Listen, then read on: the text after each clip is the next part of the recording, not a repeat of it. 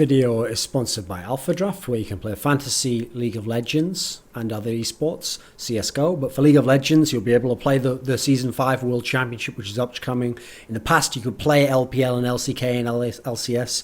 You can play all scales of type of tournament. You can play half full wins, where you just have to be in the top half to win the money. You can play the more drastic scale ones, where top 10 make a lot of the money and the others make way less spots. You can do triple ups, with the top third make the money.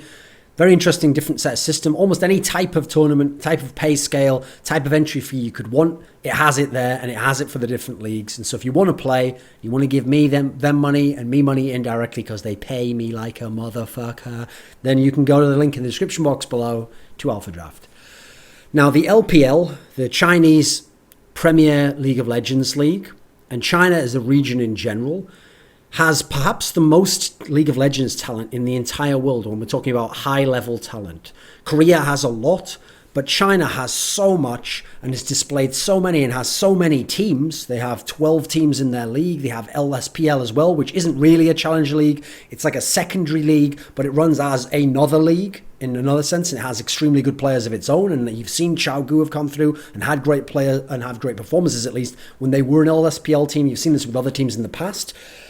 King, and so they have so much talent, and yet in general they never have superseded Korea as the number one region as a whole. World Elite was number one team, but the Korean teams are still 2, 3, 4, and 5 in the world. Even when ADG's been considered the best now, again 2, 3 could definitely be Korean teams. They've never superseded despite having more talent. Now, even despite having Korean stars, some of the best Korean players brought over.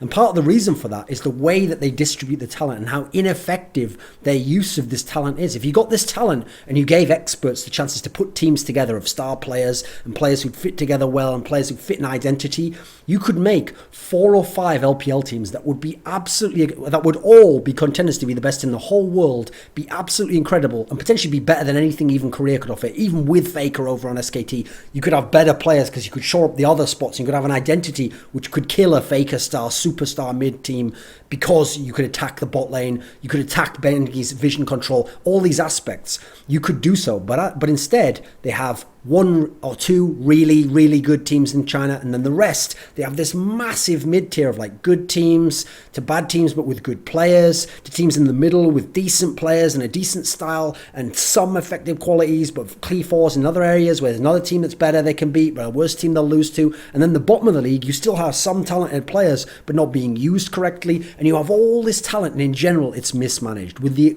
raw exceptions of teams like EDG. Mostly you can make good reasons for, they've got all these good players in these positions. LGD, jungle position is still questionable, but they have so many good players as well. Okay, there's cases to be made for there, but in general, the use of talent is shocking considering how much there is. And I don't know entirely if Westerners fully appreciate this if they don't follow LPL closely. So as a region, LPL obviously now has increased exposure in Season 5 because of the purchase of the Superstar Koreans that many people know, because LCK, OGN was something that a lot of Westerners had started to watch because it was the highest level. It obviously has more exposure because it has better English casting. In theory, it has more production value since Riot took over the broadcast there. But it is so flawed in its use of talent that it's held back from being the premier region. Now, first of all, there are many players who just get locked into teams for their whole career, and if they don't succeed on that team, then they're going to be benched on that team, they're going to retire from that team, they're going to go onto the LSPL team. They're not going to go just to the next best team or the team that would make sense for them. It's not going to happen. There are actually, considering how much talent there is, a shockingly low number of blockbuster trades. If superstar player goes from good team or very good team to another good team or very good team where it makes sense for him to go, that's the team that would want him, that would fit him, and they make a superstar trade and he goes there. It's very rare that happens. That's why Uzi going from Starhorn Royal Club to OMG was amazing, because this was like one of the biggest clubs that he was going to from a team that had made Worlds twice, the organization at least, and he was a superstar player, one of the best of all time, going to join other superstar players, and you even thought maybe it could even work. So this was a rare one. Another rare one to a degree would be Name going from Positive Energy, who were actually kind of fluked the championship of LPL Summer the year before in 2013, going over, making up this new EDG team with the coach Aaron, who'd formerly been of World Elite, and the jungler and bot lane, and jungler and support player of World Elite coming over, making this team. That was less shocking though, because even then, Positive Energy were a much smaller team than what EDG was set up to become and the funding they had, and a much smaller team than the other great teams of the region, the OMGs, IG, even Royal Club to a degree. World Elite, obviously, they were still smaller. You have to remember, Positive Energy, the year before he'd won LPL, they were the B team, the academy team of World Elite. They weren't a big team. So that one at least makes sense because he was going from a small team, despite being a fantastic player, to one of the biggest, at least one of the big new ones. Now, even Name's move, to a degree, shows how the region doesn't make that great use of its talent, how people can get sidetracked and lost. Because essentially, in World Elite, when they were at the end of Season 2, going into early Season 3, had the best AD carry, the best player in the world. They had Wei Zhao, the god AD carry, who to this day still has played the AD carry position better than anyone else ever has in history, and in some ways laid the foundation for how to play that position.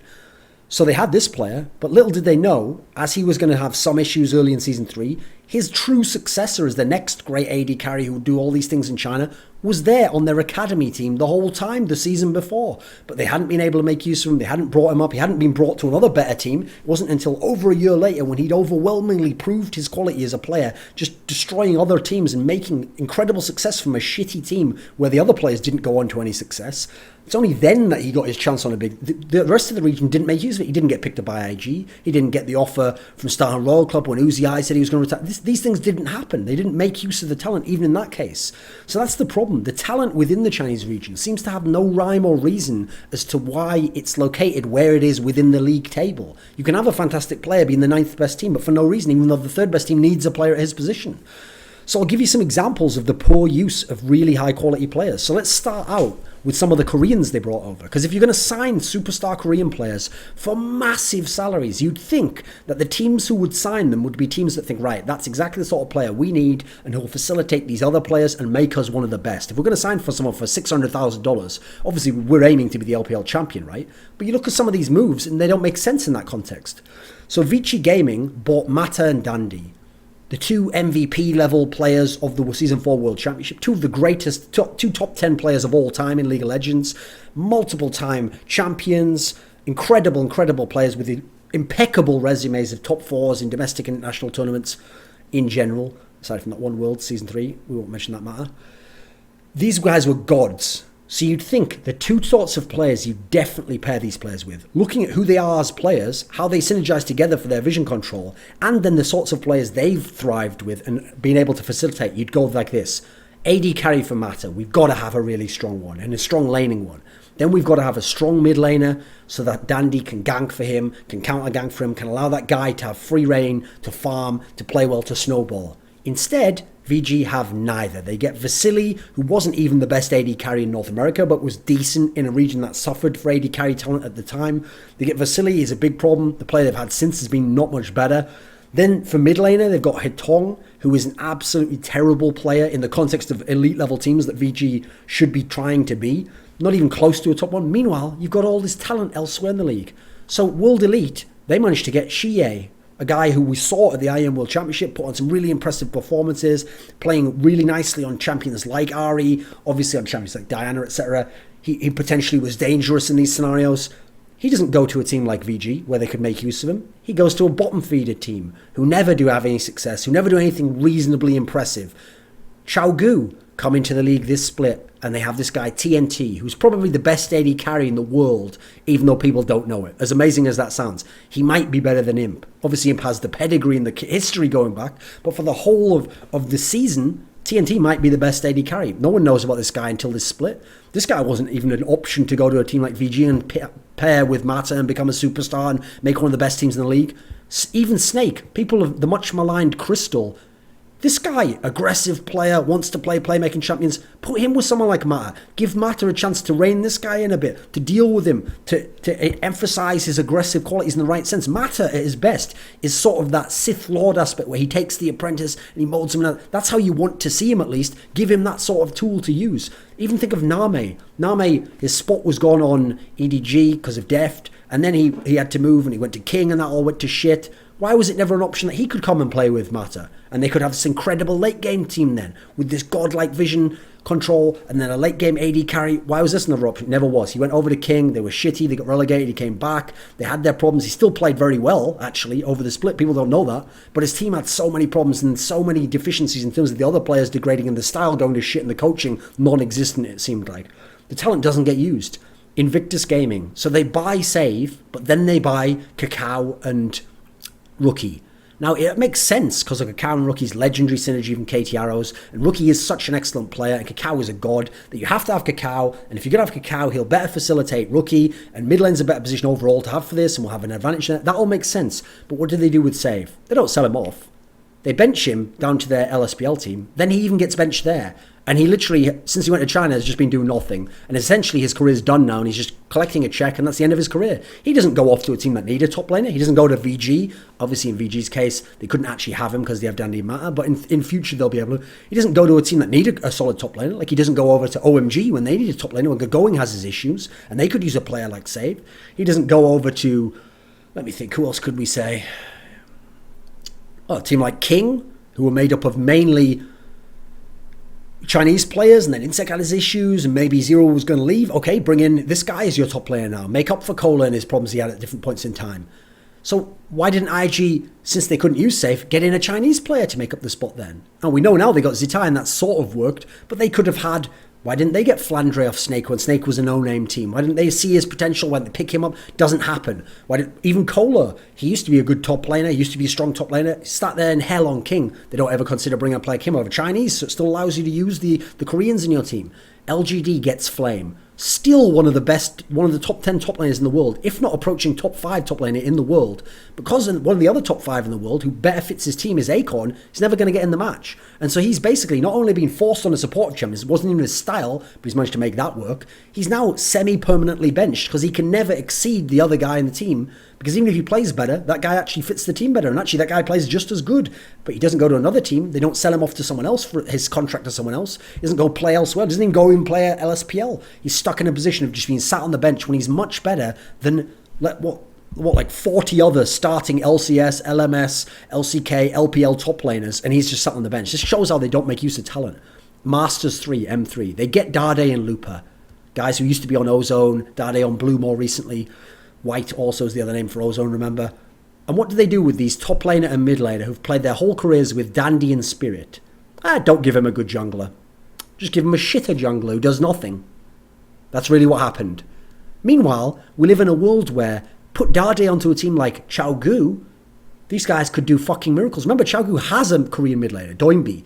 Imagine Dade on that team, this great team fighting team. Imagine the fucking havoc he could wreak on that team if he was in that position and playing with Swift to gank his lane. Could see absolutely incredible shit there. And this monster AD carry. He's used to having monster AD carry. Then you talk about OMG. They can't get a quality support. The one they had didn't fit the team personality-wise. Then they can't get a quality one to go along with Uzi I, despite the fact Zero, a Korean, and they don't have many Koreans in their team, Zero's trapped over on King. Playing with Name, who's trying to work his way into the team, showed himself so well with Uzi I at Worlds, he can never go over to OMG. Mata is stuck in VG, a team that can use Chinese players. Obviously, we can't have Uzi I go to and play with Mata and make the god tier bot lane, right? No.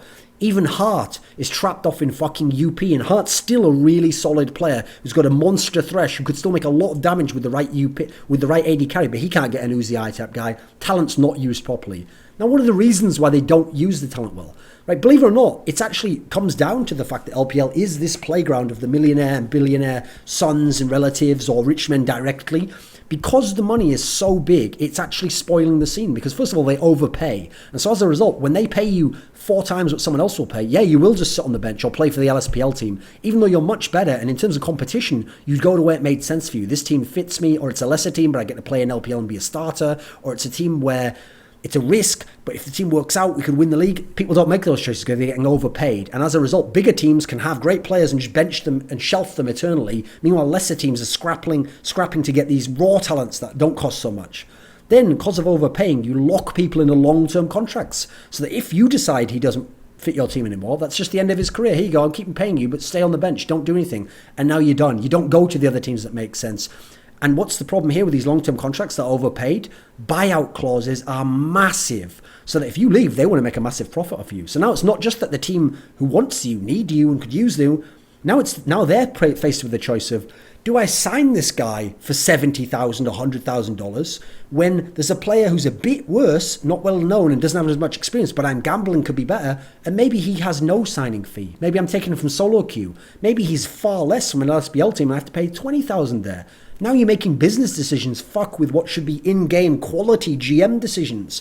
Then there's also the aspect that farm teams aren't really farm teams always in LPL. Sometimes they're LSPL teams who are teams in their own right that are going to get promoted potentially and do really well and have their own stars there waiting and their own Koreans being imported.